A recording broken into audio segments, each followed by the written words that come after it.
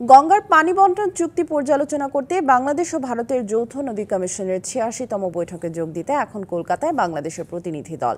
৩০ বছর মেয়াদী গঙ্গা পানি চুক্তির মেয়াদ শেষ হওয়ার আগেই তা পর্যালোচনা করতে কলকাতায় গেলেন তারা। সোমবার সকালে ভারতীয় সময় 11:15টায় পৌঁছান নেতাজি সুভাষ আন্তর্জাতিক বিমানবন্দরে। বাংলাদেশের প্রতিনিধি দলের পাশাপাশি ভারতের নদী কমিশনের সদস্যরাও যৌথভাবে ফারাক্কা পরিদর্শন করবেন। মঙ্গলবার যাবেন ফারাক্কায় গঙ্গা নদীর এলাকায়। ফারাক্কায় গঙ্গা নদীতে পানির স্তর, পানির প্রবাহ সংক্রান্ত পরিসংখ্যান খতিয়ে দেখবেন তারা। ৬ এবং ৭ মার্চ কলকাতায় ভারতীয় প্রতিনিধি দলের সাথে বৈঠকে বসবেন বাংলাদেশের প্রতিনিধি দল।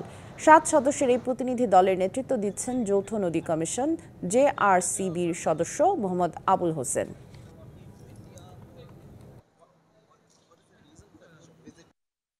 ১৯৯৬ সালে যে গঙ্গা চুক্তি হয়েছে সেটা বাস্তবায়নের জন্য আমরা প্রতি বছর এটা ভিজিট করি। চুক্তি রিনিউ এখন আলোচনা হবে না, চুক্তি রিনিউয়ের জন্য একটা টেকনিক্যাল কমিটি হবে, তারা আলোচনা করবে।